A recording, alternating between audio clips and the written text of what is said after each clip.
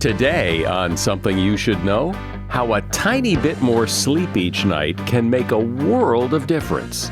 Then, simplicity. When you make things simple for people, you make things better.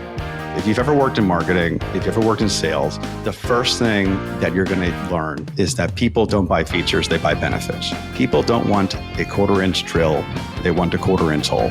People don't want a quarter-inch drill, they want a quarter-inch hole. They don't want the thing that one of the thing does for them. Also, how anger can be an incredible motivator, and the fascinating story of pockets, and why there are more pockets for men than women.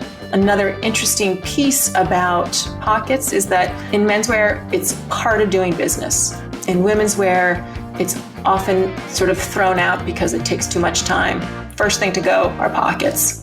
All this today on Something You Should Know. Something you should know. Fascinating intel, the world's top experts, and practical advice you can use in your life. Today, Something You Should Know with Mike Carruthers. Hi, welcome to another episode of Something You Should Know. And I want to start today by talking about sleep. And of course you know that getting enough sleep matters, but it may matter more than you realize. There was a study of over 7,000 high school students that showed that A students average 15 more minutes of sleep per night than B students. B students average 15 more minutes a night than C students, and so forth right down the line. Amazingly, just 15 minutes more sleep can make a huge difference. Americans average less than 7 hours of sleep per night, and most people need more than that to function at their best. Why are we getting less sleep? Well, the answer is exactly what you would expect.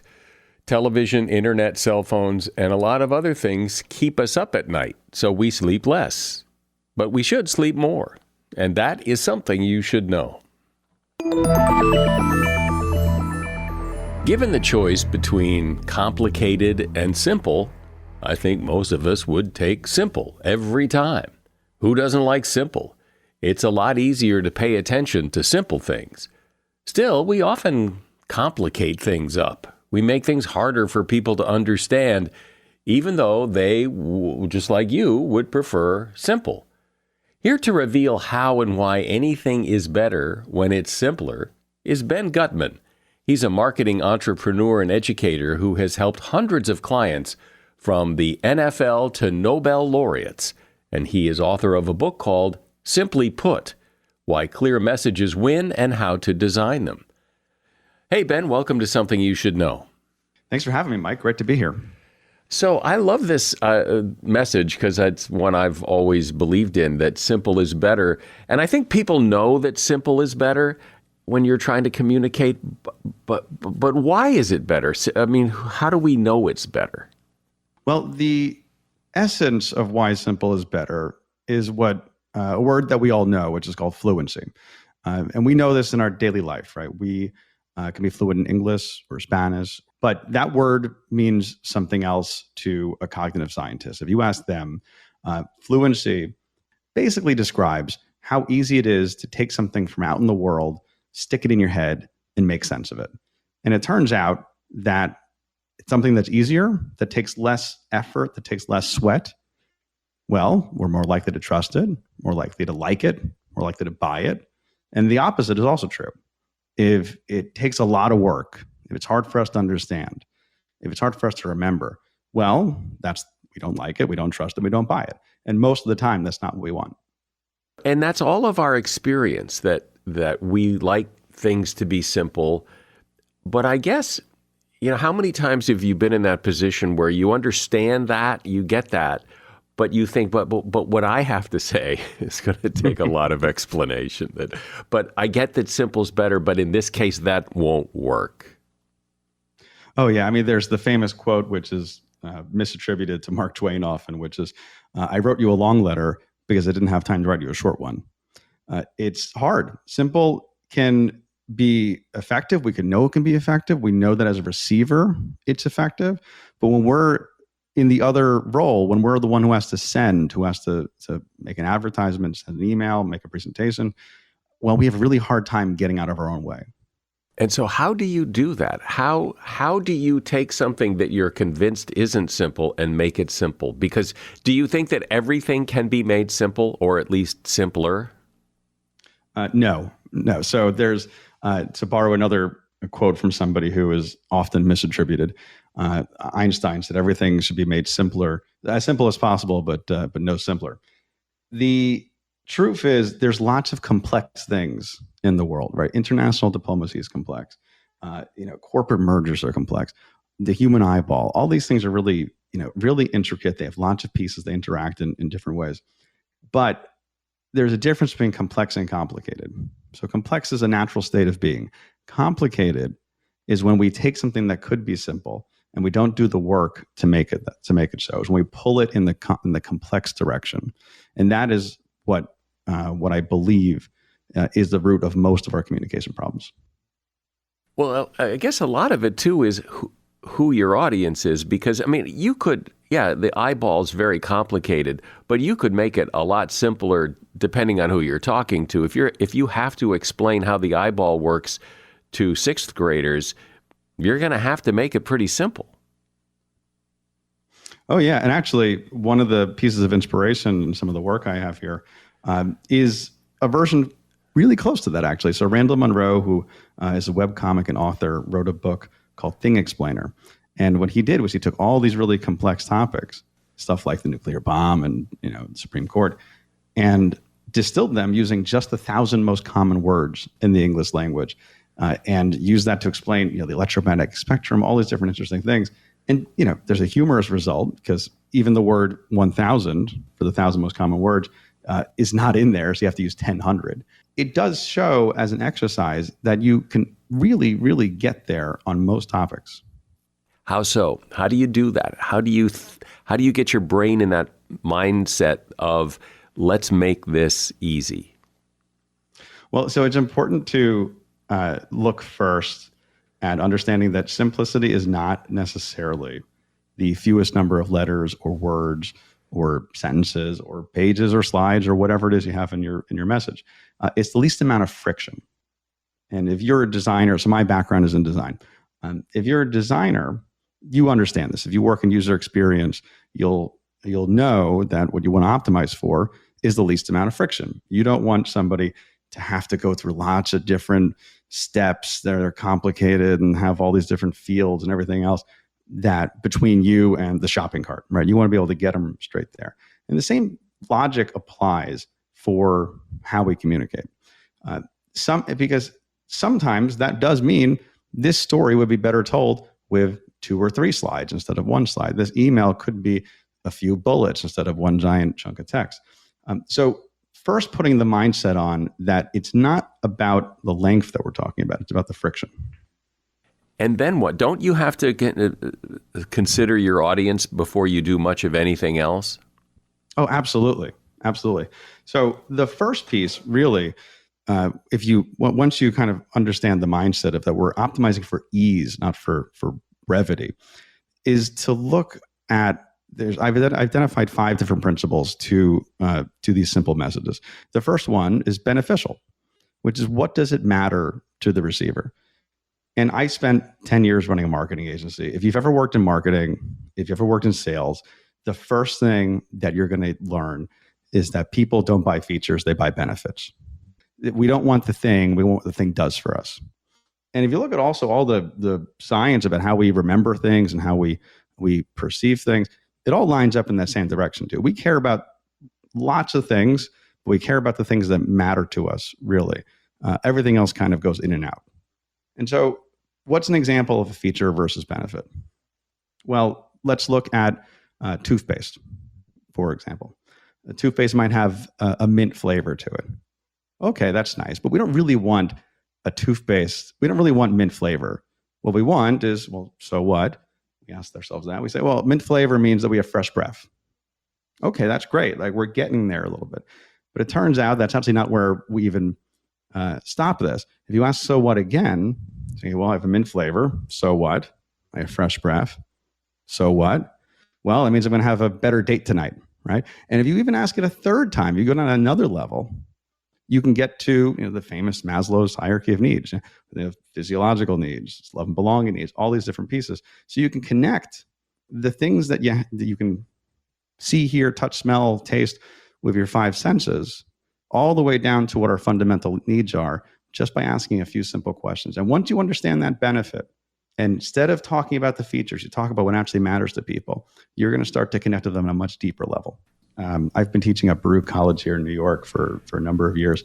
And one thing I tell my students every semester, it's a famous quote by Theodore Levitt, who's a Harvard marketing professor from the 20th century. I tell them this and I say, if you remember nothing else from this class, from this course, from your whole degree, if you just remember this, you're going to be ahead of most people in this business. It is, people don't want a quarter-inch drill. They want a quarter-inch hole.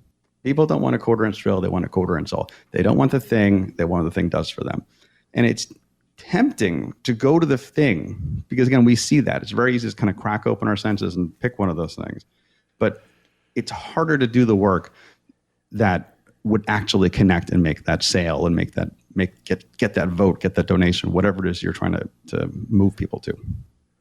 We hear a lot today that because there are so many messages, people are hearing so many things from so many people, that it's hard to stand out. It's hard to be heard. Oh, absolutely. So one of the things I talk about a lot also is this idea of salience. So salience, what does that mean? It is, does something rise to our attention? Does it stand out? Does it stick up? Is there contrast with the background? Is it something that is memorable? And salience is created by doing something that other people aren't. So if you talk about going to a conference, is everybody at the conference speaking the same way? If everybody at the conference has the same type of slides, has the same intonation, well, you're not going to stand out by doing that. You have to do something different. Zig a little bit when they're zagging. Use a curse word. Speak in rhyme. Do something that's going to be a little bit different. The framework to get there, in terms of being salient, is embracing constraints.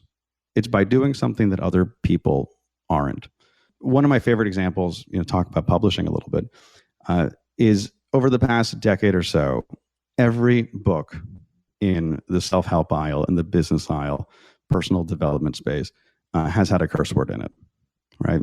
Every single one of them that's on the top of the bestseller list, from Mark Manson to Sarah Knight to everybody else, they've sold millions of copies doing this. And if they drop the curse word in there, well, all of a sudden, when you look at that on a shelf that has things like The Millionaire Next Door and seven highly effective habits of highly effective people, when you look at it in that context, well, as something that says the subtle art of not giving an F, well, all of a sudden that stands out. That's different, and those things get remembered, they get purchased, they get read, they get talked about. Conversely, that's starting to wear off a little bit. If you look today at the bookstore and you go to that section, every single title has that. And so you got to find out what the next thing is a little bit. The thing about zigging and zagging is that eventually other people start to zag a little bit. And so you have to continually embrace different constraints to push you in a different direction. Yeah, well, it seems that when somebody breaks a rule like that, like putting a swear word in the title, that becomes the new rule. So we get used to it. And then it's like, it's no big deal. It's not shocking. So it loses its effect. Oh, certainly. And you can see this again if you want to look to advertising. So 2 years ago, Super Bowl runs. What was the most effective advertisement at the Super Bowl? It wasn't some big spectacle with some celebrities or comedians or talking animals like it has been for years and years. It was a black screen with a simple QR code bouncing around.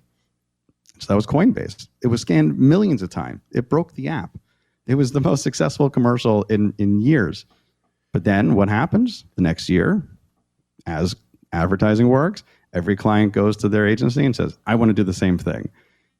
Okay, well, you go to the Super Bowl. I think about half a dozen or so commercials were some variant of a QR code on the screen, and it was much less effective. So there's a little bit of a shelf life issue you have to deal with when you're talking about original salient ideas. We're talking about making things simple. And my guest is Ben Gutman. He is a marketing entrepreneur and author of the book, Simply Put, Why Clear Messages Win and How to Design Them. So Ben, One of the ways I see people muddy up the message and make it more complicated is jargon. They use words, expressions that I don't know what they're talking about. Maybe in their industry it means something, but it doesn't mean anything to me. And so now I've kind of lost the message.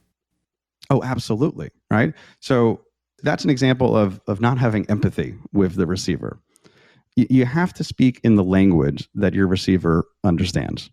You have to meet them where they are in terms of both the literal language as well as their motivation, their emotion, and just where they are. And if you're throwing out a punch bowl full of acronyms and jargon, you're not doing that. There's a story I like to tell as an example of what's an empathetic message and what's not. So I've had bad luck with my dental health over the years. Bad genetics. I go to the dentist one day, and I'm dealing with some very painful procedure, and he goes, "You know what? You only have to floss the teeth you want to keep."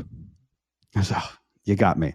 And so as soon as he said it that way, he met me where I am. Instead of saying something like, "You should floss to prevent plaque buildup below the gum line," which is all factually true, but it's not in the language that I need to understand. I need to receive for me to understand it, for me to take action on it. When it's not in that language, when it's not in plain English, when it's in dental speak, I'm not going to get it. And you know what? I've flossed every single day since that dental appointment.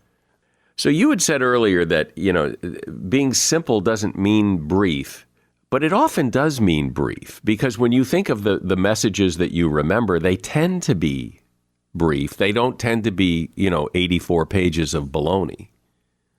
Oh, yeah. I would say that simplicity is correlated with length, with brevity, but it's not necessarily the same thing. Sometimes you do need to take that extra slide, that extra page in your website, the extra sentence in order to make sure that you get there.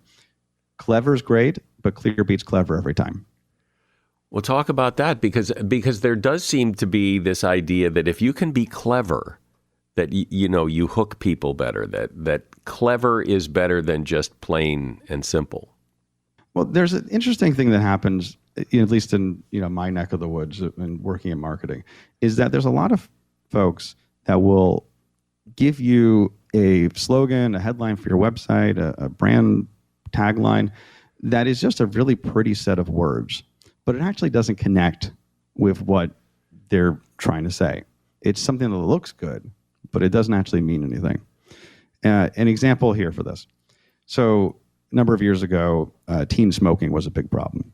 And a nonprofit group developed a campaign under the label Truth, which I'm sure many folks are familiar with, that had a very famous ad that featured a bunch of body bags being dumped in front of the Philip Morris headquarters, and an actor, or an activist rather, gets on a megaphone and shouts, "Tobacco kills 1,200 people a day. Ever thinking about taking a day off?" And this ad, it won all sorts of awards. It was super effective, and it was, relatively, it was blunt. It was salient, right? This is something different. You don't see that type of language on TV. You don't see that in a magazine, a newspaper. At the same time, there was a very brief and, kind of a pun that looked like a pretty set of words, slogan from Philip Morris that they were court ordered to have anti-smoking PSAs that said, "Think, don't smoke." Think, don't smoke. They had a cool commercial with, some teenagers in a diner, a whole thing. Turns out, when researchers look back on this was a couple of decades ago, and they look and they say, okay, well, what was the effect of each of those ads on teenagers? Well, the shorter one, kind of the little pithier think, don't smoke, turns out that actually increased the interest in smoking amongst teenagers. Meanwhile, the blunter but longer one, tobacco kills 1,200 people a day, ever think about taking a day off, that significantly decreased attitudes towards smoking amongst that same group. Well, but and when you think about it, it kind of makes sense because there's a little more information in that one that frames the picture a little better than just think, don't smoke. There's no context to that. It's just kind of words in the air. There's a challenge that you see this in politics a lot, to be honest, a challenge a lot of communicators have with too much abstraction and nothing for people to kind of grab onto. People want, when they're making a choice, if they're buying a product, if they're casting a vote, they want to have an answer when somebody says, well, why are you buying that? Or why you vote for that guy? Regardless of what everybody thinks of either candidate's politics, you can just look back to the 2016 election as a case study in this. If you look in the Republican field in that year, you had all these accomplished governors and senators, and there were Republican strategists saying this is going to be the most formidable lineup of candidates we've ever had. But one by one, you start to see their campaigns unfold. And someone like Marco Rubio comes out as saying, a new American century. Someone like Jeb Bush is just Jeb, right? It's just the exclamation point at the end of it. But then somebody like Donald Trump, who ended up cruising to victory in that primary, he has a historically loaded statement, but he says, "Make America Great Again." Well, there's something very tangible about that. It's a complete sentence. It's a full idea. When somebody was asking you, well, why do you vote for that guy? You could say, because he wants to make America great again. And that was something that was, plastered on all these kind of big, garish red hats, but it was something that was incredibly effective as a single piece of messaging that not only worked in the primary, but when you look in the general election, Hillary Clinton, one of the most accomplished candidates on paper, well, what was the campaign slogan? It was, "I'm with her," or "Love Trump's hate." Neither of those things are the complete, tangible sentence in a way that "Make America Great Again" was. And that's part of the reason why he has been so successful in in electoral politics over the past few years. One of my favorite examples of, and I've used it in discussions many times, and you have too, but lots of people have, is that campaign, "This is your brain on drugs, any questions?" I don't know how old that is. It's really old, and it's still clear as a bell. Everybody that's seen it remembers it, and the point is made in 6 words.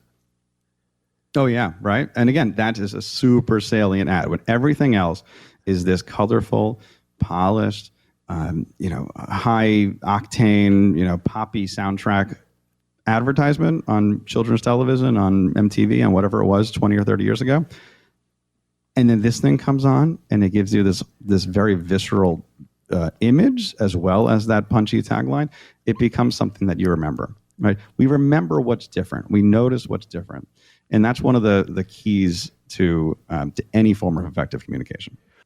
Well, it would be hard to find somebody, I think, that would disagree with the idea that simple, clear, concise messaging is better.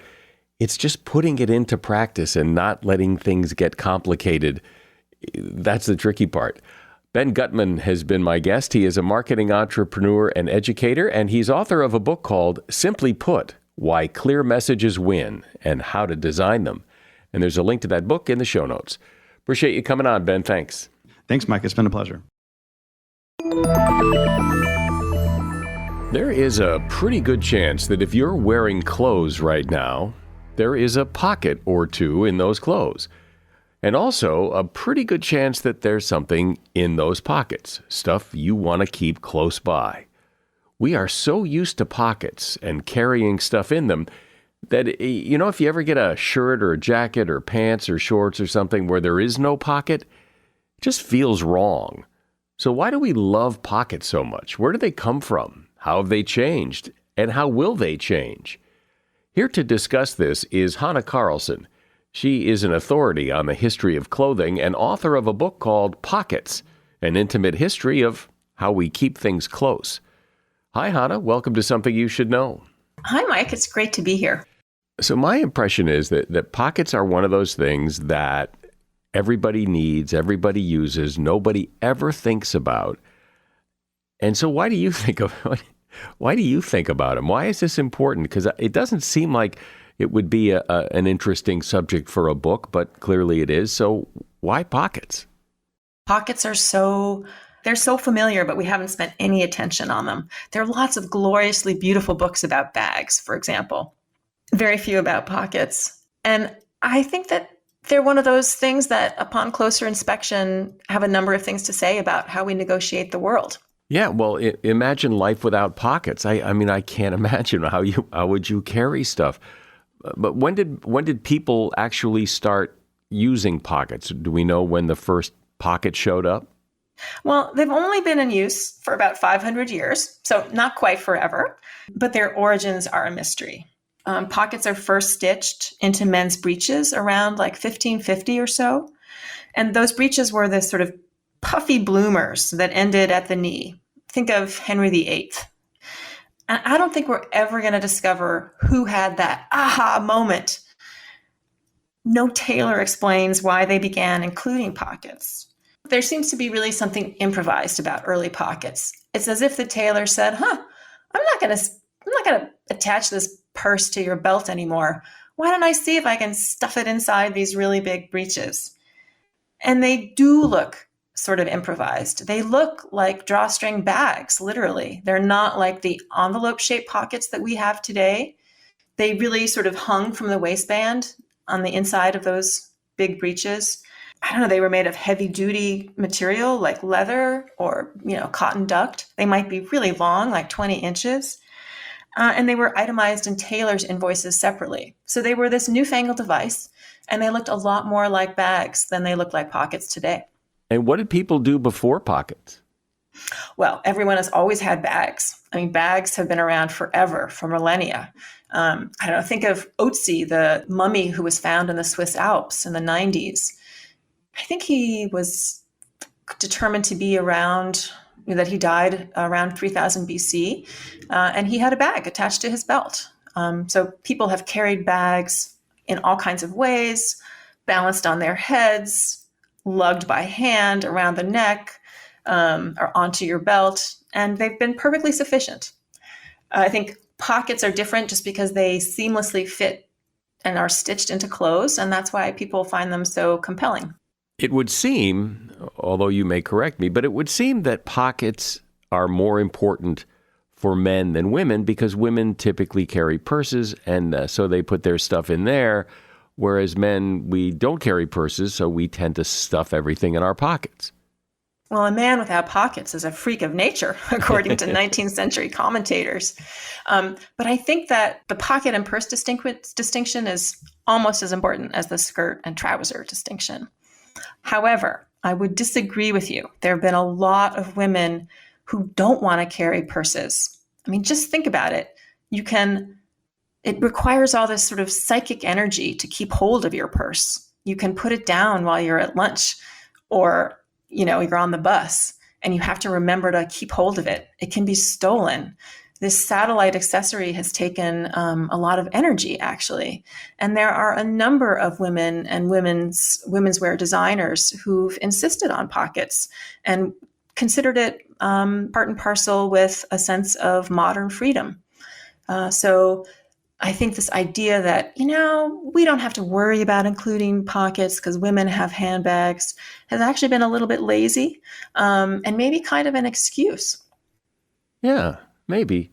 But it does seem that you see women with purses most of the time. In fact, I thought about this, like if you're in a store and you want to find somebody that works at the store, one way you can tell the women who work at the store is they don't have purses, but the customers do. And that's one way to tell the difference, that the purses are so common that without one, you stand out. I think that's a wonderful observation. But I would also direct you to all the, say, teenage girls who have been using their cell phones and the cases as sort of a kind of a purse, sticking their money and ID in that case, and then sticking that whole thing in their waistband of their pants as a way to not have to carry the purse. Suffragists at the turn of the 20th century called the purse a badge of servitude. And there have certainly been some women who just don't like carrying it. And so you say pockets started 500 years ago, but when did we get pockets like we think of pockets? Because it sounds like they weren't anything like today's pockets. Well, I think that happens around with the invention of the suit. So late 17th century, when the suit is invented, it opens up all sorts of new places to put pockets. And so they move into the coat, and you have breast and hip pockets, and that's when they really flatten out and resemble the envelope-shaped pockets that we're used to. And are pockets hard to put into clothes? Like, was there any resistance? Like, oh God, this is going to make our job so much more difficult to make clothes this way. Well, pockets are certainly standard in menswear, and I don't think anyone thinks that they're hard, but they are difficult to put in. I teach at the Rhode Island School of Design, and I teach apparel students, and they tell me that it takes a commitment to be able to include them, because you have to kind of engineer them, you want them to lie flat, you have to think about how the hand will fit, how you'll reach into them, and it takes effort and a number of mess ups before you get it to work. Claire McCardle, who was a sportswear designer in the 20th century, always took the time to include them, but her manager, who was trying to make the money, was always having arguments and saying, no, don't include these. It's too expensive. So I think another interesting piece about this gendered question about pockets is that in menswear, it's part of doing business. In women's wear, it's often sort of thrown out because it takes too much time. Fast fashion especially, first thing to go are pockets. And so with the suit opens up, as you say, all kinds of places to put pockets. But now, I mean, how often I've gotten a suit or tried on a suit and there's fake pockets. There's slits, but they don't go anywhere. In your suit, really? Yeah. Wow. I mean, is it the case that it's a pocket that's stitched up and you just need to unstitch it? There are times when really nicely made clothes the pockets are stitched up, and they're stitched up so that they keep their shape until the wearer wants to use it. And all you have to do is unstitch them. So I'm wondering if that's what you have. Or is it a real fake pocket and there's no pocket bag attached? I can think of a sport coat I have in my closet that has a very fake pocket. Looks like a pocket from the outside, but it's like a doorway to nowhere. It doesn't go anywhere. And isn't that doorway to nowhere so frustrating? Yeah. Yeah. So I think that's the experience of many people wearing women's wear. Like, when a pocket sort of is there just to accentuate the hip or to suggest something sort of a fun decoration. And when it doesn't work, it's so disappointing. Are there milestones in the development of pockets that you can point to and say, well, this is where everything changed. This was a game changer in the world of pockets? In the 20th century, women's wear begins to experiment with pockets. Previously, pockets had been held underneath the skirt. So a tie-on pocket, we call them. They were tied under the skirt. And you could reach them through a slit and get at them. But once women's wear leaves behind big skirts and corseted, waists and moves into the modern era. So think, by the 1910s, 1920s, pockets began to be integrated into women's dress. And it just opens up this field day of decorative pockets. Pockets become playful. They take on different looking shapes. I've seen pockets shaped like tennis nets and playing cards and lips and bureau drawers. And they become a whole new avenue for designers to express and to express in sort of fun ideas, but also just fun clothing. There is a sense I've always had, like in business wear, sport coat suits, that kind of thing, that even though you have pockets, it's better not to fill them up because it makes you look funny. It's bulgy and it throws off the symmetry and it's great to have pockets, just don't use them very much. Yeah, that has been a common complaint. There was this amazing exhibition in 1944 at the Museum of Modern Art, and it was called, Are These Clothes Modern? And Bernard Rudolphy was an architect, and he was thinking about clothes, but he was especially infuriated about all the pockets in men's suits. And he said, they are not actually practical. You can't find anything in any of your many, many pockets. We have layers and layers of pockets. I have 24 pockets when I'm walking down the street. And he drew this beautiful map of all the pockets from outerwear to underwear that men tend to have. And he made exactly your point, which is, if I actually use them, it would be so bulky. This is silly. So yes, I take your point. The pockets aren't always so functional, especially if they're sort of too bulgy. Of course, this has also been the reason that women's wear is thought not to have pockets, because you want to have a sleek silhouette. There's a wonderful story about the American women's rights advocate, Elizabeth Cady Stanton.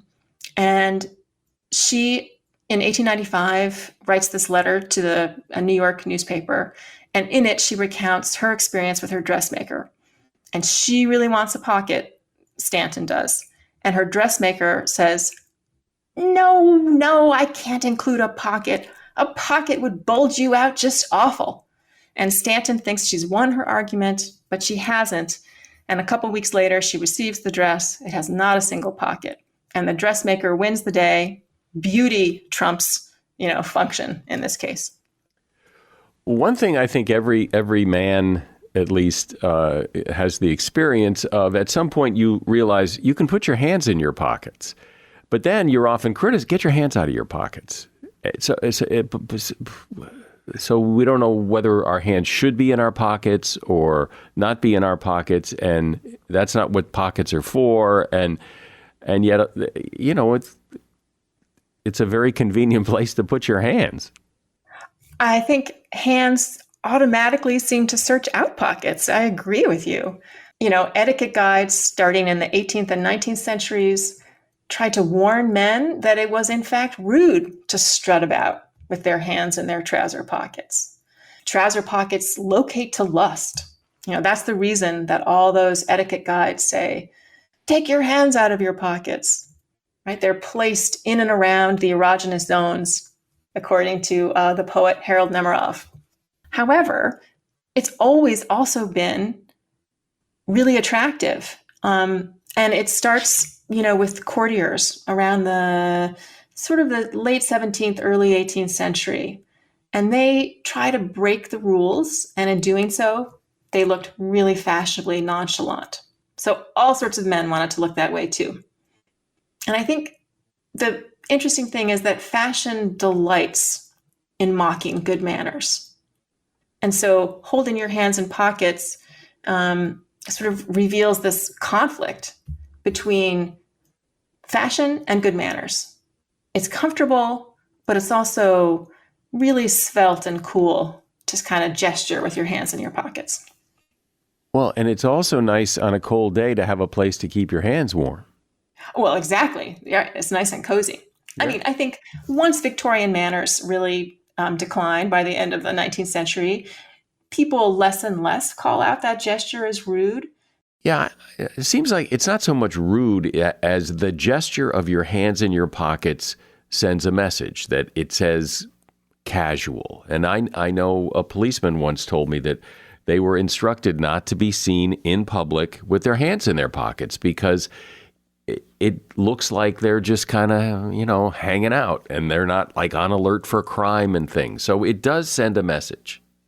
I agree with you. That's right. And I think there's also codes in the military. The U.S. Army has a rule against holding your hands in your pockets unless you're taking an object out of your pocket. And I guess we could think of the debate stage. Any politician would never be caught with their hands in their pockets. But I think it also can project confidence, kind of a casual confidence. If you're at a party and you're, leaning against the wall with your hand in your pockets, you certainly don't look nervous. It looks like you're kind of, cool. Right. And I think that, to me, is what's so interesting about the gesture. Most hand gestures don't involve objects. Say you take a sip of coffee with a coffee cup. You wouldn't think about how I'm holding that coffee cup all that much when you're thinking about how to decode my mood or my, feeling at that moment. But I think when we remove our hands into our pockets, we're suggesting something about our unwillingness to engage with the other person.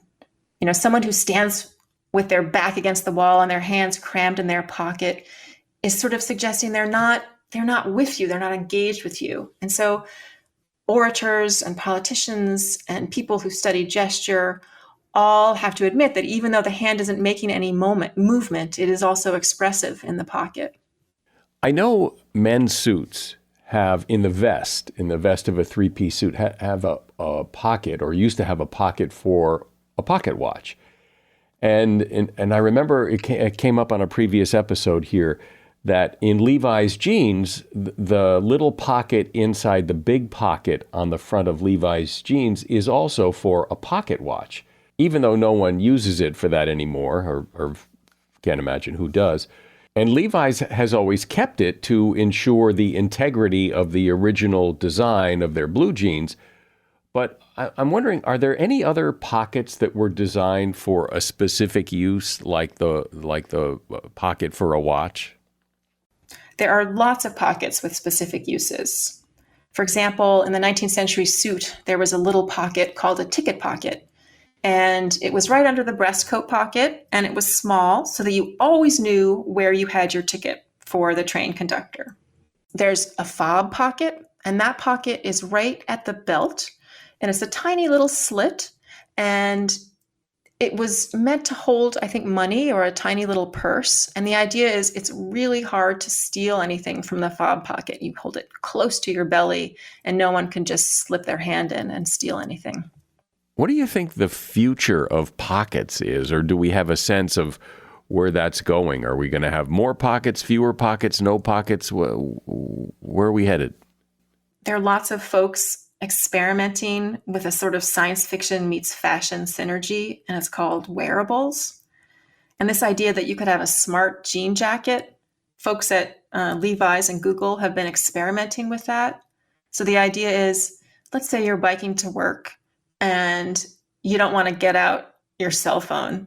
You could actually pass your hand over your jacket, in which there's been conductive thread woven into the sleeve, and wirelessly transmit signals to your phone. So there are all these really far out ideas about, moving through the world seamlessly without any kind of encumbrance. But today, we really don't have a digital form of handkerchief, and I think we will still rely on pockets in the future. Well, I use my pockets every day, and now I have a better appreciation for them. I've been talking to Hannah Carlson. She is an authority on the history of clothing, and she's author of a book called Pockets, An Intimate History of How We Keep Things Close. And there's a link to that book at Amazon in the show notes. Thanks for coming on and talking about this, Hannah. Thanks so much, Mike. Those are really fun questions. Emotions are a big factor when it comes to achieving goals, and it's assumed, I think, by many people that positive emotions are a good motivator to help you reach your goals. However, new research published by the American Psychological Association shows that anger can also be a powerful motivator for people to achieve challenging goals in their lives. A series of experiments conducted at Texas A&M University showed that across all of the experiments, anger improved people's ability to achieve their goals. Now, the positive effects of anger were specific to situations where the goals were challenging. Anger did not appear to be associated with reaching goals that were considered easy. Anger isn't the only thing that pushes people towards their goals. In some cases, amusement or just sheer desire were also associated with increased goal attainment. But don't discount anger just because it's a negative emotion. You can use it to your advantage. And that is something you should know. If someone asks you, hey, you listened to any good podcasts lately? I hope you will mention this one and suggest they give a listen. I'm Mike Carruthers. Thanks for listening today to Something You Should Know.